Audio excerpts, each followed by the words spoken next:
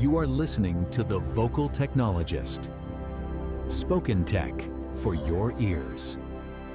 Welcome along. We're diving into some really fresh, fascinating information security sources today.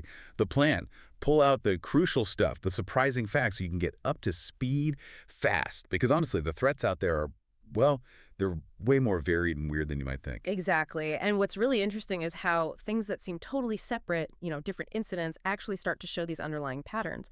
We'll try and connect those dots for you, get to the why behind it all. Okay, let's kick off with something that might make you look at trains a bit differently. Did you know they could potentially be stopped, like braked, using radio commands?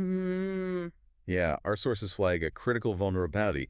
It's CVE 2025-1727 in the U.S. railroad systems, specifically the end-of-train and head-of-train protocols. Apparently, it's down to weak BCH checksum authentication. Now, for those of us not building trains, what does that actually mean and what's the real risk here? Well, think of it like a really simple password, maybe 1234, on a really critical command. It's just not strong enough. Yeah. So an attacker could potentially bypass the checks and send fake instructions.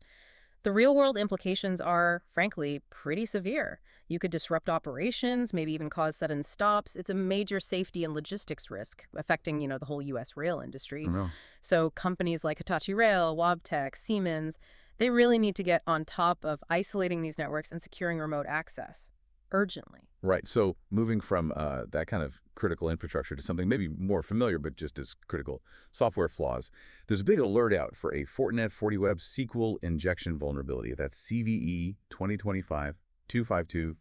Ah, yes, that one. And this one sounds particularly nasty because it allows unauthenticated attackers, people without any logins, to execute remote code. They're saying version 7.6.4, 7.4.8, 7.2.11, and 7.014.1 need patching immediately because exploits are already out there. Yeah, remote code execution basically means an attacker can run their own software on your system without needing a password, without any access beforehand. So complete takeover. Pretty much. It's like handing over the keys to your web application server. That's why patching isn't just a suggestion here. It's absolutely essential to stop a potential full compromise. Okay, now for a target you might not immediately think of.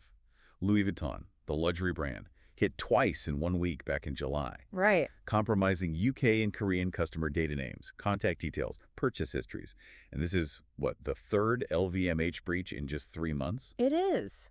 But what's really striking here, maybe more than the brand, is the profile of the people affected. High net worth individuals. Exactly. So even though financial data wasn't taken this time, having their names, contacts, and what they bought, that makes them incredibly vulnerable to very targeted phishing scams or social engineering. Ah, okay. So the risk shifts. Precisely. It goes from general attacks to highly personalized risks. It just shows that any company holding valuable customer data, no matter the industry, becomes a magnet for these kinds of follow-on attacks. All right, but maybe the most surprising thing we found today comes from the world of cybercrime itself.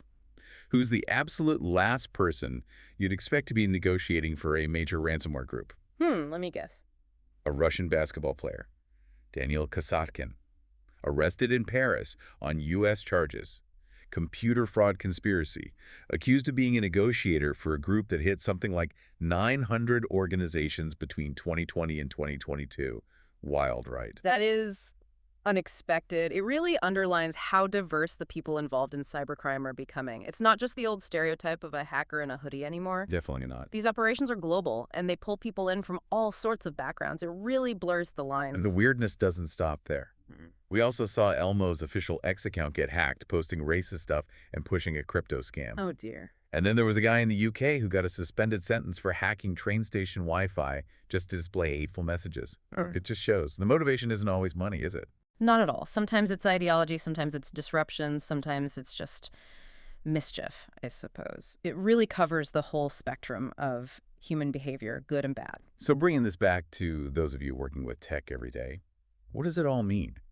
Our sources brought up this interesting term, frictionware. Ah, yes, frictionware. Security tools that, instead of helping, actually make workflows more complicated. You spend more time setting them up or fighting with them than actually getting security benefits. Yeah. Things like complex onboarding, poor integration. And that's a huge problem because if security is too difficult, people find ways around it, which defeats the whole purpose. Exactly. The challenge is designing security that enables people, that reduces friction. Things like focusing on building security in from the start, not making it an optional add-on, and making sure it works smoothly with the systems people already use.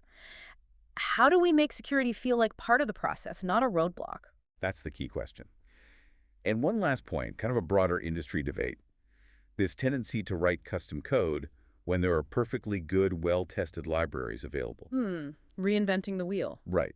And the worry is that large language models, LLMs, might actually make this worse by churning out huge amounts of code really fast, but code that hasn't been properly tested or secured. Yeah, the speed is impressive, but you lose the years of testing, the security vetting, the community knowledge that comes with established libraries.